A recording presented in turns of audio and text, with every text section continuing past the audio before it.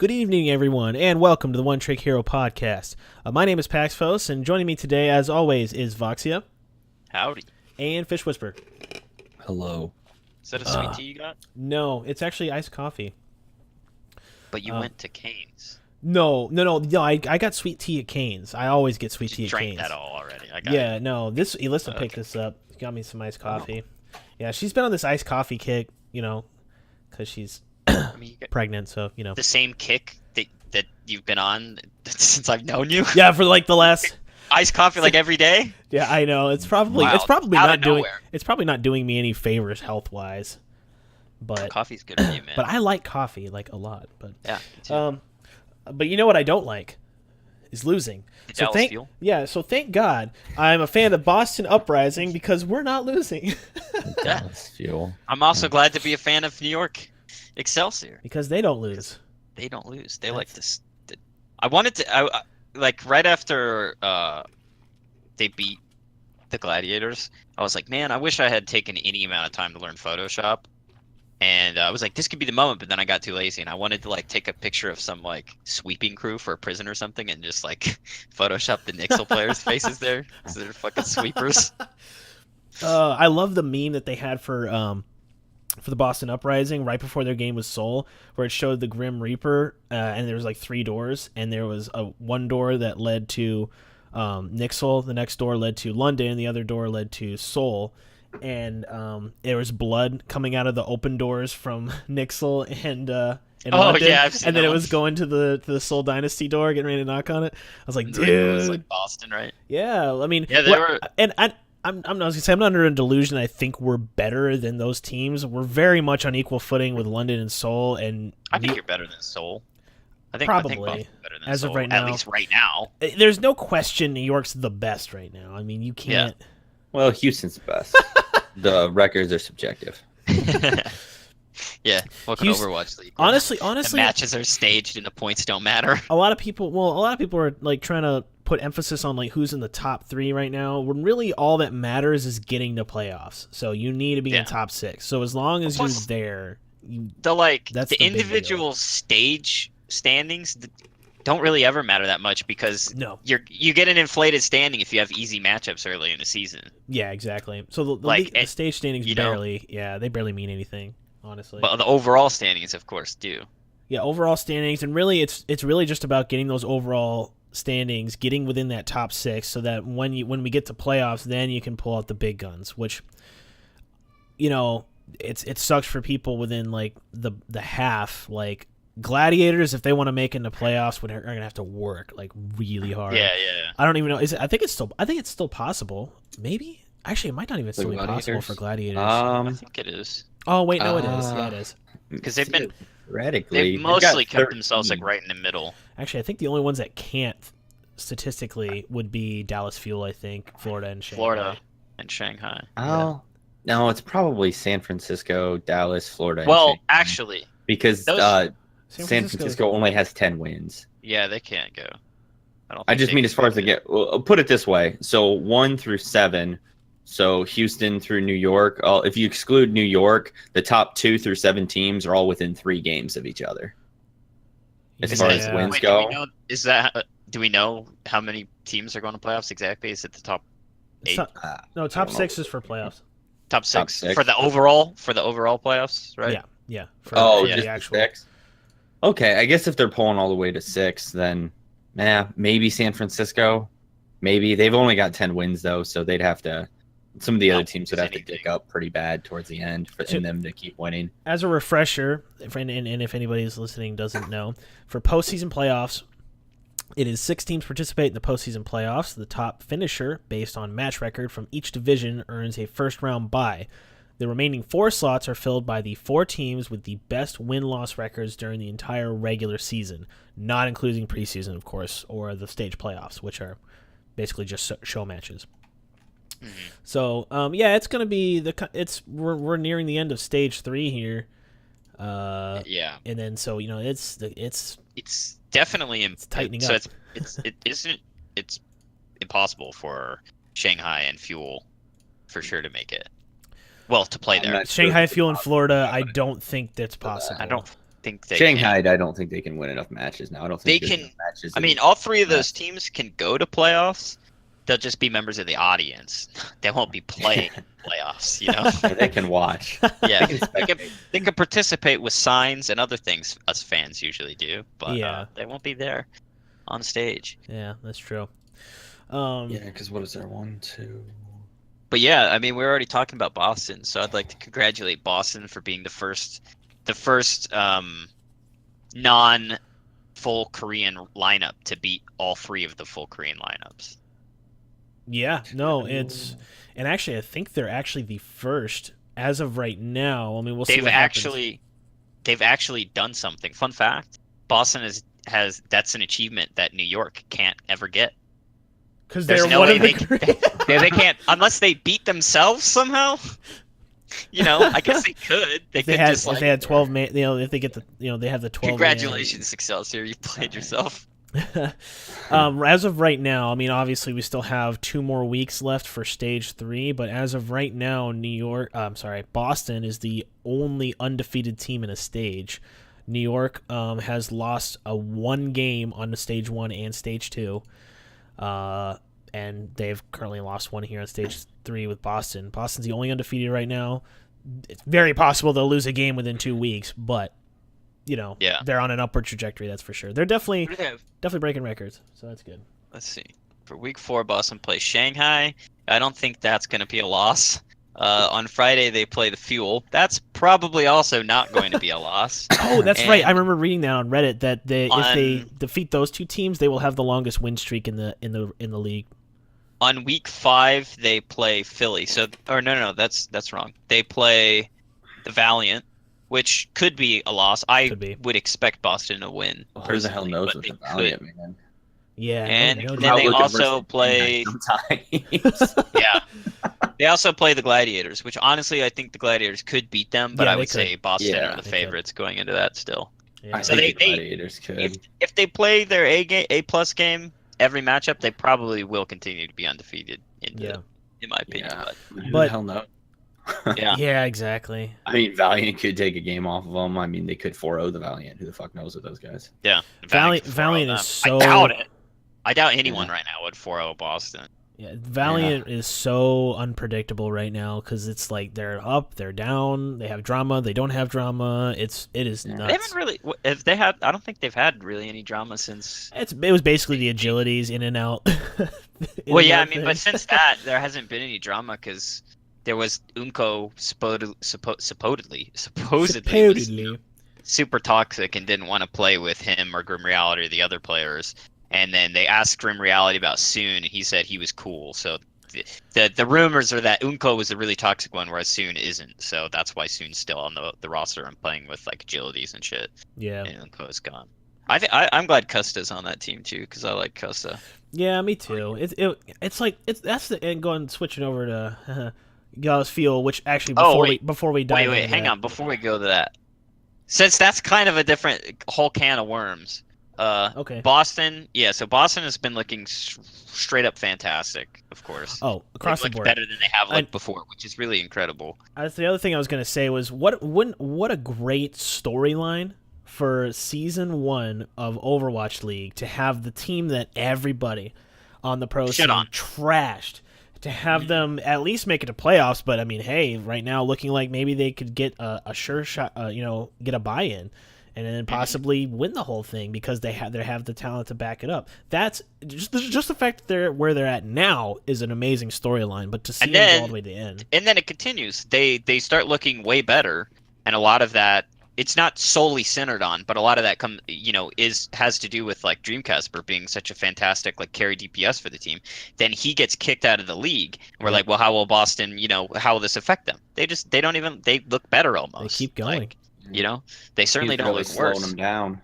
Yeah, It's like what I it said, just trying to seems make all like. those plays, trying to impress fangirls. Sometimes you don't make the best play. It doesn't even make sense because Mistakes really he's not as good as Dreamcasper. I mean he's just not. He's certainly good. not as flexible. Right. Well, yeah, that's mainly what I mean when I say good is like his hero. He might pool be a isn't better really as deep. Sombra because I think so. because they had Yeah. originally planned to play him coming to stage a lot for his Sombra play, especially. I think I'd heard the casters or somebody else mention.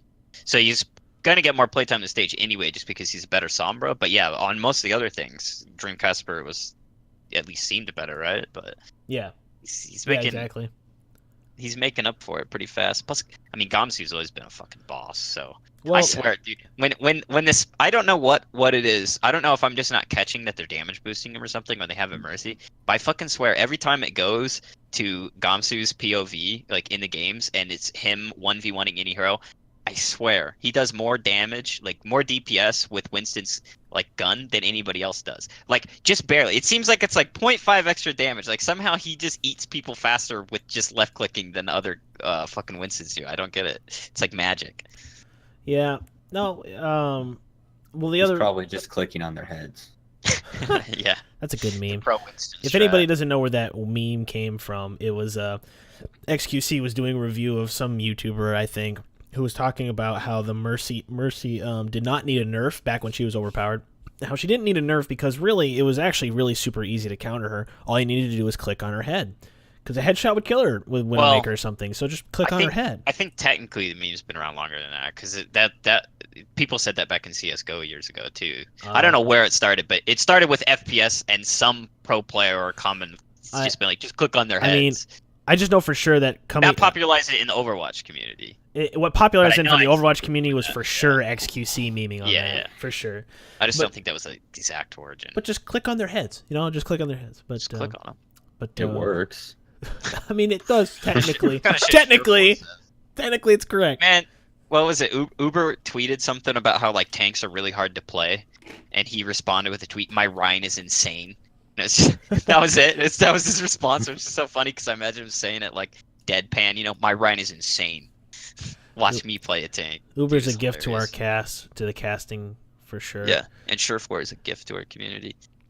Surefour is just a gift to the scene in general. He's such a good player. I would probably put him as my top most robust. He's player. actually been looking better lately too. Yeah.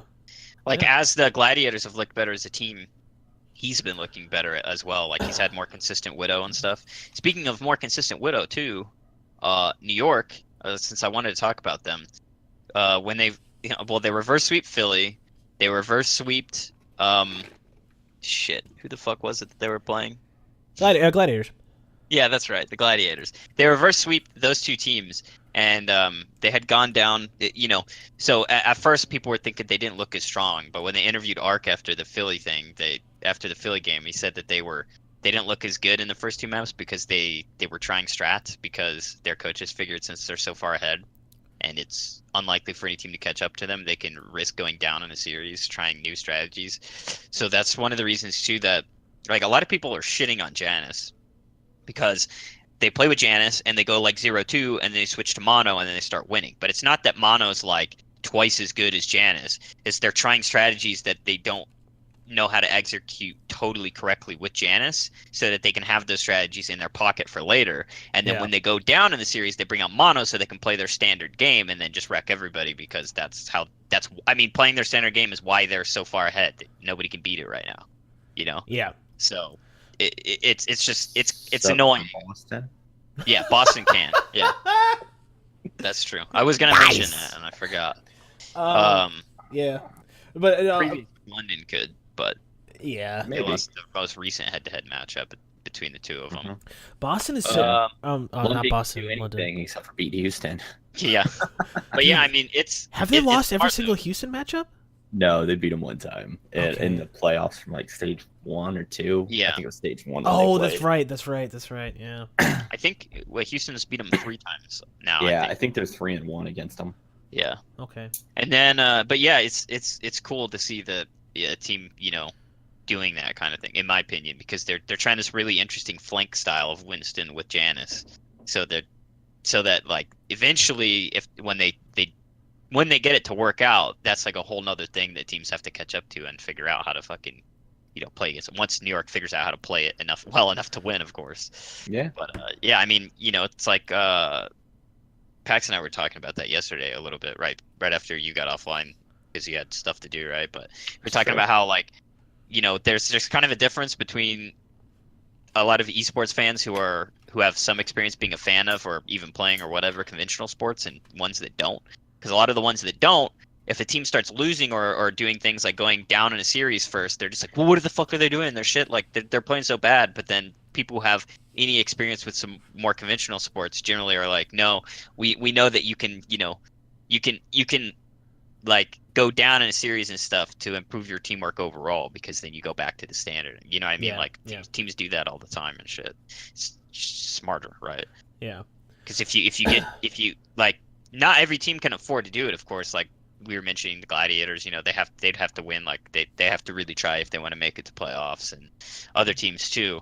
But when you have the flexibility, why not experiment and try other things? Sure, you might lose here and there, and like you might have some fans who don't know what the hell they're talking about bitch at you, but like who cares what they think anyway, right? When you're doing the thing that's gonna win, just They are gonna complain anyway. And then some teams, they, like I was saying, they don't have an option not to, but then some teams they do, but they get so locked into doing, well, it's working now, so why change anything up? Which isn't necessarily a bad argument, but sometimes you get too locked into playing one style that works, and then when that style doesn't work for the first time, you just get thrown for such a loop that you can't really recover. Like even the coaching and stuff sometimes doesn't know how to handle that shit. So I've seen it happen in tons of esports and stuff. Speaking of not handling things, there was a heartwarming moment. Pour the gasoline. Oh, we're not talking about Dallas No, yet. Dumpster fire. No, we'll move into dumpster fire after this beautiful transition into. I wanted to go one more thing on Boston. I wanted to touch on was their biggest carry was, I think, by a pretty large margin. Striker, he really took the lead basically with Dreamcast being gone, and his performance not only got a ton better, but at the end of the game versus London, Striker just started crying on stage when they beat him, and he was saying afterwards that it was the stress, find the anxiety and the adrenaline and all that stuff from just having to play at like peak performance, just let go. Because literally that game was so neck and neck. They were on the very verge. They were literally a split second from losing the whole thing. And he and on Oasis, right? On Oasis, when Boston made that fantastic comeback, unbelievable comeback. I was screaming, I was like, "Oh my god!" But then afterwards, when they won and they were going to, like, at first everyone's jumping up and down, excited, woohoo! And it was really cool. And then Striker, after giving everyone a quick hug, just starts breaking down, crying, and then it was really cool. I don't know. It was neat to see. It's funny. Some people don't understand. They're like, "Why would you cry? You won." Well, tears of joy, like a release of pressure. That just like, if you've never. Sometimes as a human, you just get overwhelmed with emotion and you have a weird response. Well, I think people don't realize. People are like, it's just playing video games. It's like, no, this is a sport. They're putting. To all of us, it's just playing video games, but to people that do it for 12 hours a day, and right. It's literally their whole life, it's completely fucking different. Yeah, like it'd be like if you and I are playing, if like Vox, you and I are playing a game of pickup basketball. Like, if I beat you, it's like, and I hit a 3-pointer and I just start crying. I'd be like, oh my god, I did it. Obviously, you would get made fun of. Yeah, but if you're real thing. Yeah, but if you're like Kawhi Leonard, actually, and you're over here making like if I do play pickup games of basketball, the only thing I can do, like I'll miss like 9 out of 10 shots, but the 1 out of 10 I do hit is always some ridiculous 3-pointer out of nowhere. It happened. It's happened so consistently. Well, not really. It's not like I play pickup games all the time, but when I have, that happens, and it's weird. I don't know why I can't hit easy shots, but every once in a while I hit a crazy 3-pointer. Anyway, what about Kawhi Leonard? Well, no, I'm just saying, like, then if people don't question when they cry when they win like a big game, like something that's pivotal, they don't question that. It's like, so why would you? That's question their life. That? Why would you question that life. for an esport? They're doing the same thing. Granted, there's a level of physicality to it, but when you're so like zoned in on the zone, there's so much stress in it. From the physicality anyway. They come from the emotion and the mental state. Yeah, you're sinking your whole life. Nothing in the world matters except for what you're doing right there, and you've been training for days and years and dumping all this time trying to be the best, and now you're like, it's good. It's amazing, and we're gonna see more of this on the playoffs. Oh yeah. Oh I yeah. will Oh, definitely boy. see Boston in the Can't wait to playoffs. see Striker cry more. Well, that's not what I meant. I meant more emotional release, but yeah, maybe I don't know. Maybe. Well, I don't know. I'm pretty sure Knicks will be able to make him cry in the other direction when it comes to the real playoffs time. Maybe we'll see. It's gonna be good. But enough about happy good stuff. Well, hang on. Let's talk Boston. about. Wait, real Oh quick. my Boston, God. I wanted to mention, yeah, super. Boston and Knicks are the most clutch teams in the fucking league, and they continue to prove it. How frequently they just come back in the last like 2 seconds of a game, and then like turn over the point, and then just take it to win. It's so Yeah. good. That's Yeah, that's true. And it's gonna be so rough on you two when And- Houston beats both of you in this end of the game.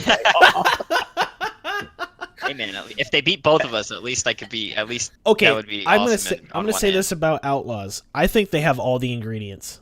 I think they have Yeah. everything they need, and they're No. just trying I- to come up I with think- the I winning think they strategy. do. But I think it'd be even better if they somehow get effect from That'd be Dallas. great. Oh. Effect on the Outlaws, I think, would make them like a shoe in for playoffs every single time. I don't think there'd be like I think they would always I think be so up there. too.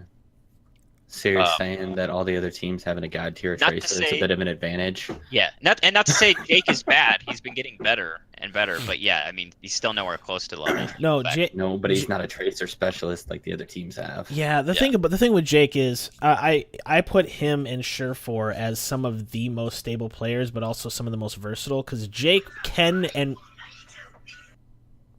Jake My Hearthstone downloaded. Oh, I need something to do tonight.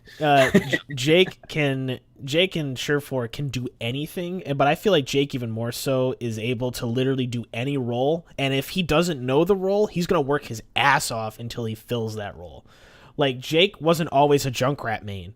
He just when that became the thing that needed to be played, he got good at that. When they need a tracer player, so he's just like, all right, I'm just gonna play a shit ton of tracer, and he's gonna get better at it. Yeah. because I mean, originally they had Linkser flexing on a tracer for the most part, Mhm. and that was just detrimental because Jake is really flexible, but he isn't the super hit scan carry style. Like he Yeah, doesn't play yeah. those as well.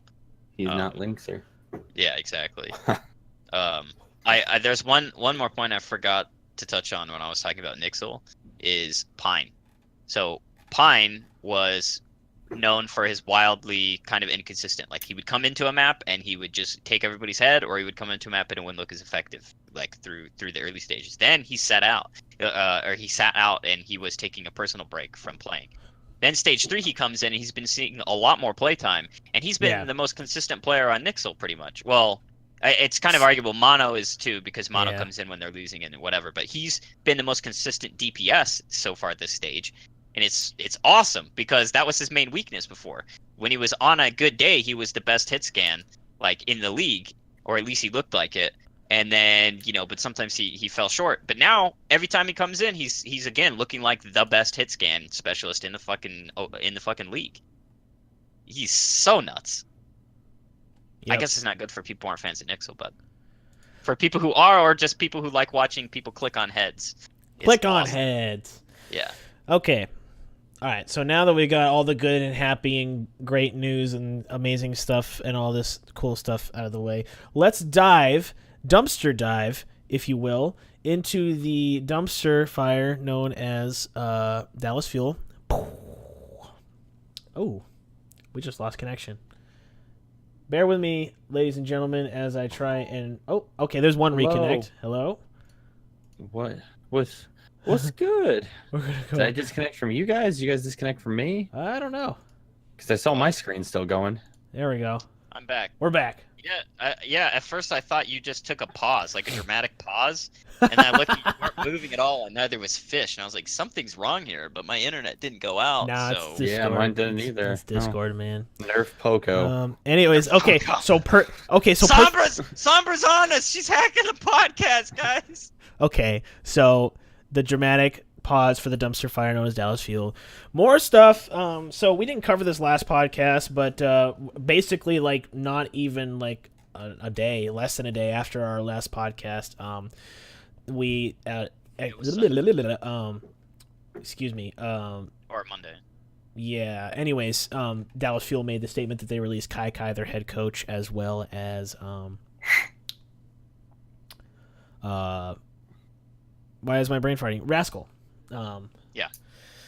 they released him. They're no longer part of the Dallas Fuel organization. Now, with Kai, it's pretty clear that with the whole that Hastro or whoever it may be above his making the decisions, who knows, but probably Hastro. They previously said they gave Kai full control over the roster and stuff, right? And then a week later, actually, even Dallas was performing better actually that week, and then they fire him. So it was obviously a fucking stunt to make it look like, Kai just fucked up and there was no blame. He wanted to shift the blame onto Kai from himself so he wouldn't. But people have seen through that, and it's just like, no, you're just a terrible manager, so far at least. Yes, set them on fire. What? I just read. I didn't see this post. Somebody on InVen created a 3.8-minute GIF. Oh, you didn't see that? AKM charging. Charging his ult. Yeah. Oh, it's like perfect timer for a lot of instant noodles. I didn't realize that you knew we only had about 7 more AKMs before we had to wrap this thing up. Yeah. It's like a perfect timer for most. No. Instant... I knew about the AKM meme, but I didn't realize somebody made a GIF or GIF or whatever of it. Yeah. That's awesome. Yeah, no, use it as a timer. Make wrong. Yeah, and AKM is a unit of time now. Yeah, that's true. Oh my god! I made the Kessel run in just under 12 AKMs. The thing with Dallas Fuel right now is there is literally so much drama and so many things happening wrong that you can't even hold on to it. Remember that why can't I hold all these limes meme? With that's literally, it's just shit falling out of their lap. We had the XQC ordeal. We've had their ordeal with AKM, now with Unco over there, and now the Mickey thing, and then the Taimu thing, and then then Kai, and then what Rascal's gone. There was some drama between AKM, Unco, and Rascal apparently, and then now AKM's being forced to play Genji, who he's apparently not very good with, and then he has a 3.8 minute charge time.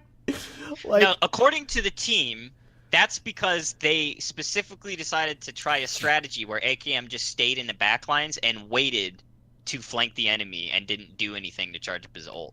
And it just, according to Mickey, I think, and apparently it just didn't work horribly. Go figure, Yeah. Go figure. Genji not doing damage at all and just sitting behind the map and waiting, hoping the enemies will come there is not. I can tell effective. you that as a Houston fan, I find that strategy amazing. It's fun to watch. I'm sure Houston can pull it off. They're a much better team than Dallas is. Oh, and the last thing is the other thing. Well, I was gonna just say, and the other thing was Effect is like just this perfect little golden boy of talent and dedication to the game, and he's just in like a crumbling castle, and there's nothing he can do. I feel so Mickey? bad. Mickey and Siegel. Oh, you're talking about Siegel. I meant Effect. I don't know. No, he's talking about Effect being upset with him, right? Didn't Effect say something about taking time off? Yeah, he is. Yeah, okay, he's so back in Korea right now, taking another break. Yeah, that's after he already took a break. Yeah, he tweeted his exact tweet from yesterday, or the 21st actually, was, "I think I'll have to rest from now. I feel like I'm constantly being chased by a monster. I think I'll need to go to the hospital too. GG." Jeez, man. Yeah. That was what he tweeted out, and then as of a few days later, 2 days later, he's in Korea taking a break, as confirmed by his Twitch chat. Good. He deserves to take a break from that chat. Yeah, dude, that guy is so fucking good. Yeah, no, Effect really, he's really taking this seriously. He is trying so fucking hard to win and to like push himself and to push his teammates to try and be the best, and like he's in a situation. Well, I think it's a perfect time to bring up this. Yeah.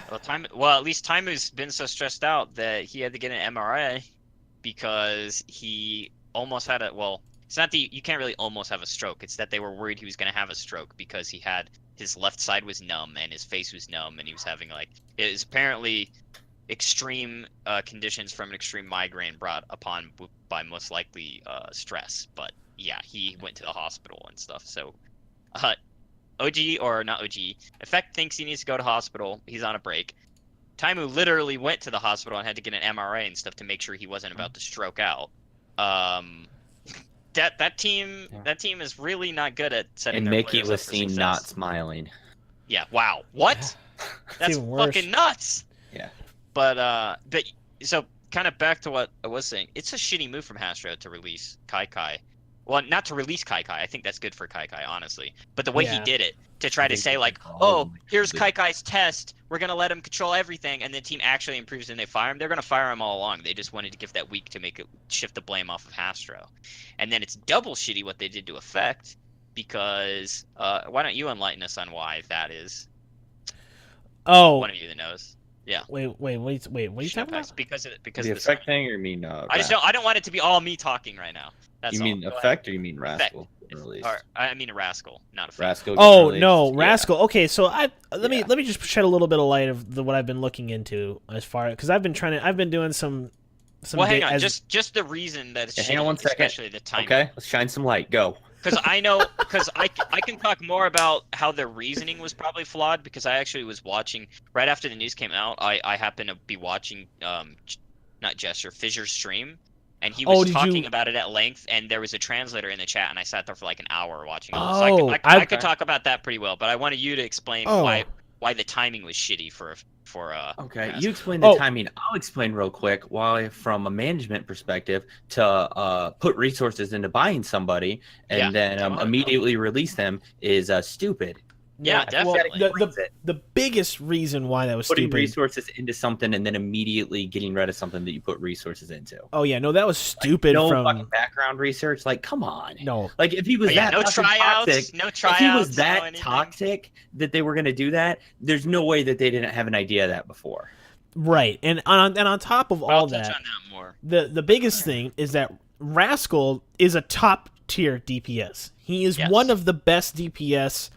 Period. Like he deserves to be along the names of Striker, Sabiolbi, Pine, freaking, Linkser, Libero. He's in the top. Rascal is in the top. He is no longer able to play in the Overwatch League for Season 1. Dunzo. Yeah.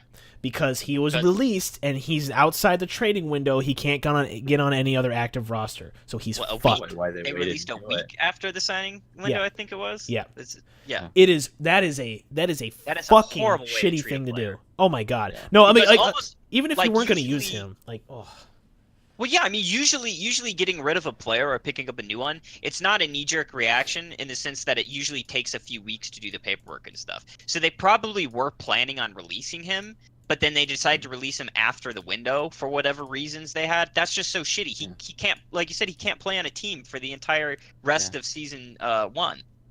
Yeah, and it also sets the precedent.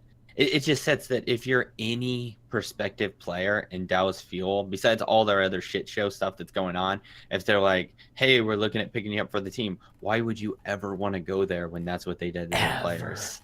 Ever. Like, they're like, oh, we'll release him outside the trade window. We won't even keep him. Just play. We'll just get rid of him. Like, why would you ever want to play on a team that would do that with their players? He is Boston, or not Boston. Ooh, the only thing I could, if you had no other choice, if you were a player that got burned by almost every other organization. But if you're a player that has no other choice, you're probably not one of the better candidates to get brought onto one of the teams anyway. No, you know what I mean? Honestly, Dallas Fuel, the way they've handled everything from the top, from when they started, all the way to the bottom, has been terrible. Like, you don't think they handled the XQC situation well? There's okay, so there are some that think that argue at least that Dallas's management is still better than Shanghai's because Shanghai still hasn't won, and I would disagree. No, because Shanghai started with a roster that was not good enough to succeed. Since then, they've made changes. They've improved over time. They've looked better. They've not had drama. Like, okay, some of there was Undead had drama, but that was personal things, not really to do with the league. They as an organization haven't brought a bunch of drama and other shit, right? Well, sure, they haven't won yet, but they've made positive improvements and still looked over time. Dallas started with one of the best lineups in Overwatch history and shit the bed immediately. Yeah, that's definitely worse. Dallas has released enough talent that if they just got in a group together, they could probably beat the current Dallas Fuel. Yeah, exactly. Exactly. No, the only thing with the Shanghai one I will say is it's a little weird that miraculous youngsters were slotted, and then all of a sudden these other guys. That was a there's weird thing. There's a lot of stuff that Yeah. rumors, but pretty likely rumors that there was a lot of corruption going on with Yeah. their original coach, who just signed more of his friends and people he's buddy with than Miraculous youngsters, which is also why a lot of them just left Overwatch, because they were like, well, what the fuck, we were the best and we can't get signed because we're not the good old boys. Yeah, no, for sure. But yeah, but no, yeah, no, for the whole, but Dallas, but that's one thing. But taking literally the best team in the world, and then just shitting the bed with it, just like, yeah, right from day one. Their first, okay, to be fair, I suppose their very first match they played against Seoul, and that was a really close, like, competitive looking series. And then after that, they just dumpster fire straight away. You saw that and you were like, okay, yeah, this is gonna be good. They're gonna be a good team, and then nope.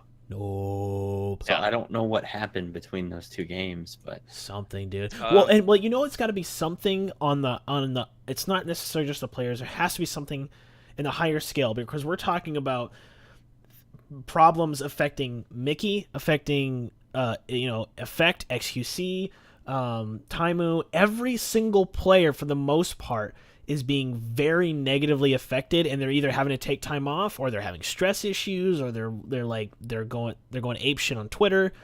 Mm-hmm. Well, there's a common denominator. Hasn't it been said by multiple people that one of the problems that management ran into is that the players weren't accustomed to losing, and then they were used to being like an elite team, so they thought that their opinions were better. But it's still management's job to fix that. Like, that's an issue that management exists to fix and work around, right? I'll bring it up. Not to blame it on the players, but that's management. Here's what XQC said verbatim, and this is his opinion. So take it with a grain of salt. This is his opinion. He doesn't know everything, but he was in the organization, and he's not an idiot as far as understanding a lot of this stuff on the inside. So take it as you will. But his exact words was, basically, I think the success of the players in the past made them immune to improvement. From my perspective, Kai did not want to be too intrusive and bossy around about his guidance and stuff. The family and history aspects holds them back. A lot of criticism was backpedaled from, and they were defensive.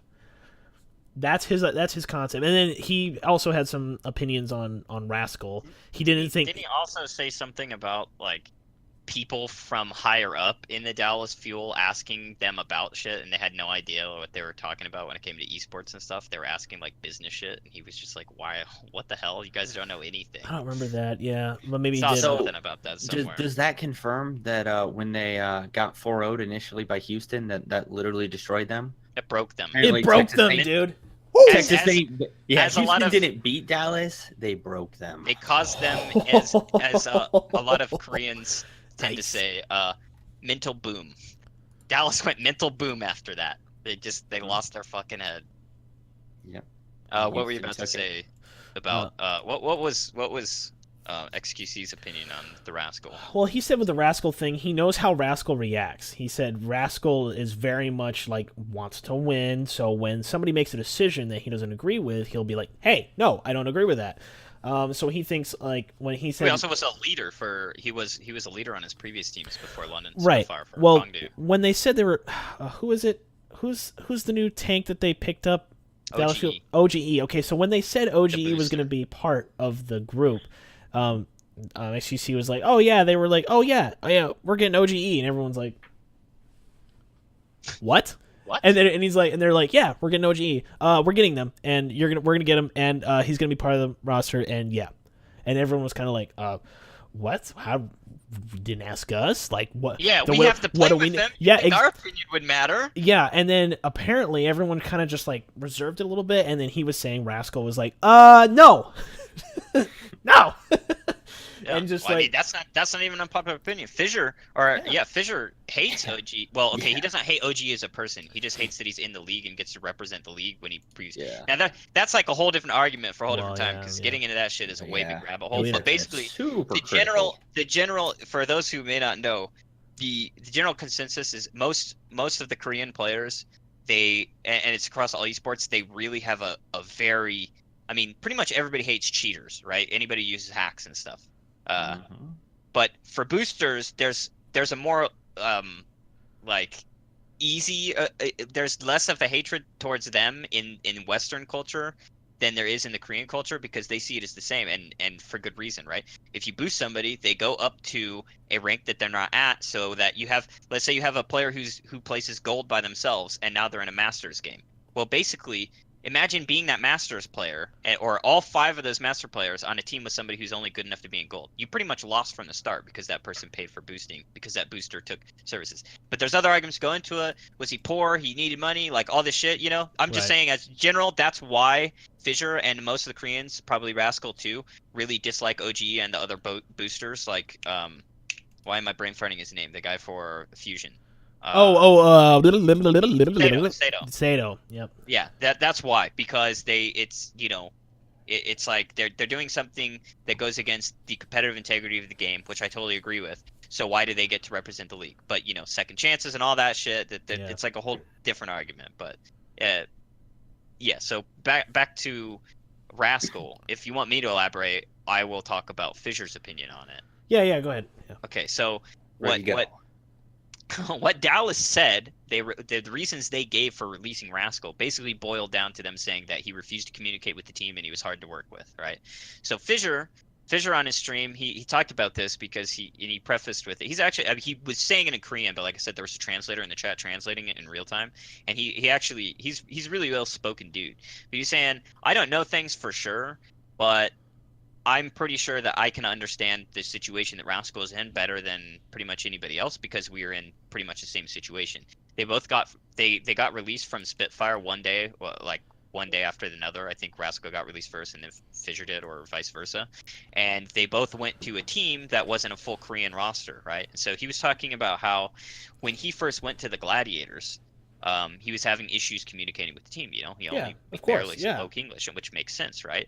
So he was that'll put a dampener on it, right? Rascal would have had the same issue, and he was talking about how originally it was causing a lot of problems. Like he was getting in fights with management, with well, not fights, but he was having a lot of arguments, confrontation of some sort with the management of the Gladiators, and also having a hard time gelling with his teammates because especially when he first went there, anybody who's followed esports for a while, especially knows anything about the Korean scene, the standards they have for practicing and like taking the game seriously is generally on a whole different level from absolutely. A lot of, generally a lot of times when there's enough crossover, then the Western players will catch up. But it's always been a thing. That's kind of one of the reasons that Koreans tend to be better, the Korean teams tend to be better. They practice a lot harder and more efficiently, and they take it more seriously. So he had a problem because he thought, okay, you guys need to practice more because you're not good, right? Yeah. And so that caused some issues. But he also said after that, eventually they worked it out. He actually loves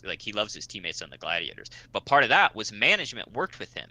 They had an advantage that Dallas didn't in Bishu because Bishu can natively he can speak Korean fluently. He can speak English fluently. So they had a translator built in, but management also worked with him to help him, get more comfortable with talking through Bishu and getting the team to raise their standards to meet Fissure's. So, he said one thing that was super, super frustrating for him when he started was he would be in the game and he would say oh, there's a Junkrat, Junkrat's flanking with a Riptire, right? And he's like, but I had no way.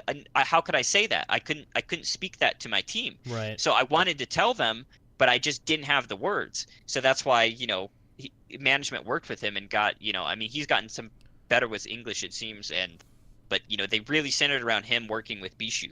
And like I said, he also stated they've worked things out, and the team, he loves his teammates now and stuff. But he went into this because Rascal didn't have the same advantage going to Dallas. There isn't anybody on Dallas who speaks English fluently and Korean fluently. Effect can speak some English, but it's not very good. Right. According to him and other players too, Effect speaks very minimal English, right? So he would have been, like you said earlier, like XQC said about him, he's really devoted to winning. He also has really big ideas, and he's not afraid to let them out. Partially, he used to be a leader for a team. That kind of personality that is good at being a leader and can lead, that's kind of part of it. The type A, you're not afraid to express your opinions to get them out there because that's kind of what you have to do to lead, right? So he's obviously very passionate. So it'd be frustrating for him to play for the same reasons that Fisher did. He couldn't express what he wanted to do in the game and tell people what like was going on even in real time and have it be understood. So he couldn't talk. But management didn't work with him, Fisher would think, because, well, like I said, they didn't have the translator. So he thinks at a certain point, whereas Fisher said he got so frustrated he almost thought about quitting, like just not quitting Overwatch necessarily, but like just stop like quitting working with the team. But he didn't have to because of Bijou and management helping him adapt and getting the team to adapt to him. Yeah. He says that it's likely Dallas management didn't do the same thing for Rascal, which makes sense because management has been a huge fucking issue that we've already been talking about at length, right? And also, it's kind of interesting. Well, go ahead. You can say whatever. Well, I was just gonna say it's kind of highlighting what we've been ranting about this on this show for quite some time about management, and good management is paramount to the teams, especially when we're talking about taking 100 some odd people, was it 120, 130 players, 130 people, putting them in one location, LA, which a lot of them are not from LA and a lot of them are not from America, mixing and matching ethnicities, languages. There's 101 cultures. There's 101 barriers. Throwing these all into a melting pot instantly, and then saying perform at your best. Yeah. It's going. You can have the best players in the world, but if you don't set them up to win, it's going to be way harder for them too. Yeah. And there's probably the two best examples of the best and the worst would be Philadelphia, because every one of them is like from a different fucking place. Yeah, and they're doing amazing. And they're doing really awesome. Yeah. And then I don't know, we can throw in, and you really can throw in most of the bottom ones, Dallas. Yeah. Well, a good example though of how they've improved a little bit since then. A good example of teams that are doing. Look at the top two teams right now, New York and Boston. New York took a well-rounded roster that was already good, made a few adjustments that the roster was okay with, and now they're performing at this level. And then take a look at Boston. Boston took a complete mixed match of people, but they did an amazing job of really working on the coaching and the management level so that the players had literally everything they needed to make it like 100%. And then you've seen it grow from with Nixel too. Nixel, like for instance, Seoul, we could talk about potentially having bad management because they've been really bad at communicating things, which might point toward there being like internal struggles with the roster or just the management or something, right? But they took the best team in the world, Lunatic High, and they've been struggling so far. They've made other additions. There's some that aren't there. Whereas New York, it's not like they took players that were unknown in career or anything, but they took a lot of the, not the best, most flashy players in every role that everybody knew. They took like players that they really believed in, thought were consistent, from Metathena, LW Blue, other places, and then now they've become better than the best team that they couldn't beat, Lunatic High and stuff. Yep. But so yeah, management's obviously very important. But real quick, back to what I was saying. It's interesting, right? Because Dallas, and I think this also is another thing to point towards bad management, because they have Effect on the roster, right? Effect's really fucking good, but Rascal's also really fucking good. Why were they willing to, like, they had Effect in the lineup, and he doesn't speak English that much, but it was okay for him to do that. But it wasn't okay when Rascal couldn't communicate well with the team, right? Because they didn't set him up to. That's what Fisher was kind of getting into, right? Management didn't set him up to succeed, and he just got frustrated to the point where he was like, okay, I can't do anything. You guys aren't letting me do anything, pretty much, because I can't communicate. You're not giving me a way to communicate. And then, Effect, also has like a similar issue, but you guys have him, and it's like not a problem, Yep. So that's why he got frustrated to the point where it wasn't a toxic thing where he was just like a horrible player and wouldn't refute. They wouldn't work with him, so he being like smart and a leader kind of person, he was like, okay, well, if you guys can't work with me, I'm not gonna work with you. Still super shitty for obviously such a villainous thing to do, to release him right after the trading, because it's just that's the worst thing they could have done. That was Fisher's take on what he thinks happened with Effect, and he thinks that the statement that Dallas said, Rascal, sorry, he thinks that the statement that Dallas put out and kind of tried to paint, say that it was Rascal's fault and not the team's fault and stuff, was pretty much just bullshit. Yeah, no. That's if you have a conflict with one of your players, that's management's job, is to be able to make that work within the team. Yep. Otherwise, what's the point of having management? Why wouldn't the players just run the team? Yeah, so exactly. It's for sure. Honestly, and all that stuff we've been talking about is true, but the fact that they released him and now he just can't fucking play season 1. Tough shit, Rascal. Like that. Yeah. That is fucked up. Like that is just from that Yeah. poor guy cannot play you professional can't Overwatch even- now and you for the can't rest of even the say fucking it- season. You can't even say it's his fault for joining Dallas. It's because not. Back when it happened, it was stated that he didn't have a decision. They traded him to Dallas without him having a say in it. So he didn't even get to choose that he was playing for Dallas. That's another thing that's frustrating. and honestly, And I mean, he was supposed to play fucking DPS along with Effect. Like, that's really not a bad option at all. A lot of this is showing a need, and I think League of Legends is going to find this as well when they start with their franchise. They've already started with the franchising, right? Yeah, they started franchising this year. Okay, so I think this is something that League of Legends is going to see as well. Once esports is starting to level up a little bit, all right, and we're starting to get into the big boy arenas where big money and big stuff's being thrown around as far as like investors and people looking and watching at this. When we see that, I think, and especially all the stuff, the drama we see with the players and what's going on, especially with the Dallas Fuel, we're gonna see a players union probably come up here at some point in time. There is one in League. As far when I checked, No, there is. and this was a while ago. It was a long time ago that it wasn't a long time ago that they made it, but they made it for franchising. It's just they haven't really talked about it much. And the Players Union hasn't done anything. I was listening to a podcast where the video game lawyer guy was talking about player unions, and he was saying it's pretty complicated to set up, and especially it depends on the sport. But he said that's going to need to happen. Well, it needs to happen for us to have a draft, and drafts are a fun aspect of any kind of sport. So yeah, I think that's something we want from a spectator perspective. But also the players need to have a players union because of shit like this. Like Rascal is fucked. He's fucked for the rest of the season. But if there was a players union and there was measures in the players union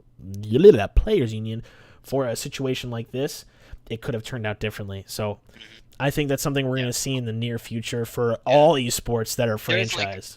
There is like a union in League, but if I remember correctly, because I pay more attention to League scene than you do, certainly. Right. It's a union, but it's not. It's not exactly what a union should be yet. Like it's like you said, it's really hard to get there. So they've been working on it for a long time, and it's kind of there, but it's not.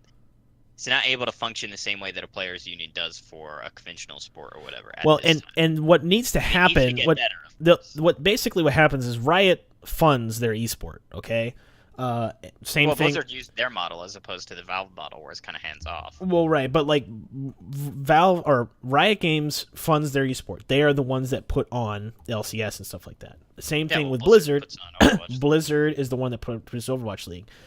Fundamentally, to have a proper players union, it would need to be run, funded, and operated by someone not Blizzard or someone not Riot Games, because it's supposed to be a separate entity without any ties to it. Because if obviously you have ties to it, then you could have room for corruption and all that.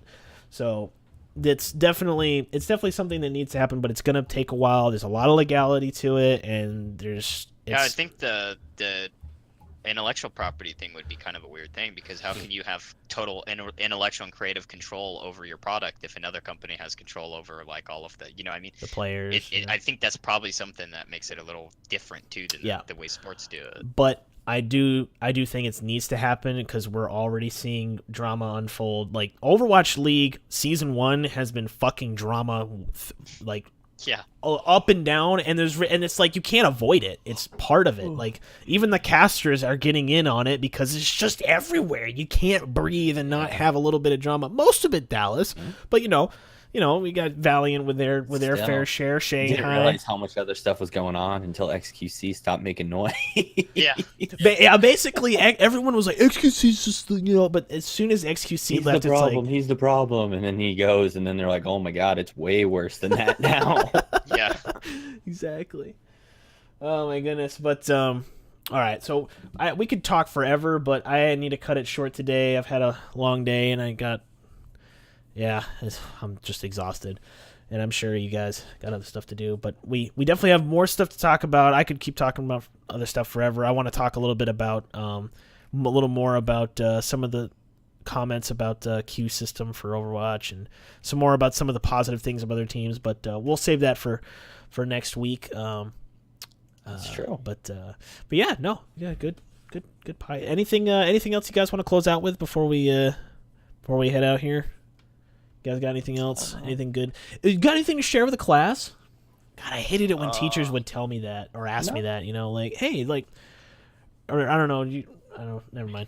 I don't know. I was gonna say.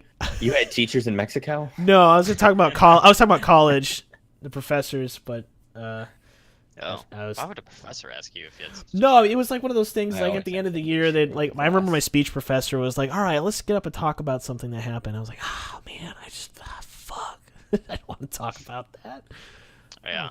But anyways, all right, cool beans. Well, anyways, if you guys are good, I'm gonna close this out. Yeah, just the regular stuff. Cool beans. Almost all of us are streaming now. If anybody wants to tune in, Boom. The Fish Whisperer, Twitch.tv, Fish Whisperer. Yeah. Twitch.tv/Paxfos if you want to Last see me on the stream weekends. was Awful Hearthstone with my snake. So Ooh, I missed that. the snake is there if you guys are interested. Ooh. Gonna be feeding her in a little bit. Gonna look into Gonna- the legality of you can- feeding on stream. So once I think figure you can that do out, that. I think we you can do figure that. out if I can. We will probably but have a few definitely where that's the check. case. If I cannot, we will put the videos up on either the podcast's YouTube channel or Instagram or fucking something. Don't know yet, but Figure we'll it figure that out. Yep. Yeah. Coach your snake in Hearthstone. Yeah, actually, she was winning. It was pretty good. She got pretty fired up when that Rat King came on. Oh, I bet. Yeah. Nice. All right, ladies and gentlemen. Well, anyways, that's gonna do it for today. We'll be back next week with continuous coverage of the matches and all the latest and greatest involving the Overwatch League. Thank you guys for tuning in for tonight. If you have any questions, you can contact us at our email address, onetrickheropodcast@gmail.com. If you would like to leave us any feedback on any of our other social media platforms, you can. We are on Twitter and Facebook. If you would like to listen to us without watching this terrible video, you can follow us on SoundCloud, iTunes, Google Play, as well as YouTube and Twitch VODs. Go ahead, Vox. You can hit me up directly on my Twitter if you feel so possessed to, at Vox Tweets. VAUX. Oh, is that your Twitter handle now? That was my Twitter handle when we set this thing up. Man. Oh, was It's it insane. really? I don't remember. He's doing a new blog post known as Voxia's Reflections. I know. I mostly just retweet giveaways and shit. So if you want to get in on some giveaway retweeting, hit up my Twitter because they're all there. Yep. If you want a centralized location for giveaways and don't feel like you can dig through everyone else's, I like to retweet stuff that Nixel says about Pine and other shit too. If you would like to follow somebody who tweets things about once a year, follow me at Paxfos. And yeah, so anyways, but that's it. We're wrapping it up. Thank you guys for watching. We will see you next week on the next. I'm not even gonna finish that. All right, go to outro. Goodbye.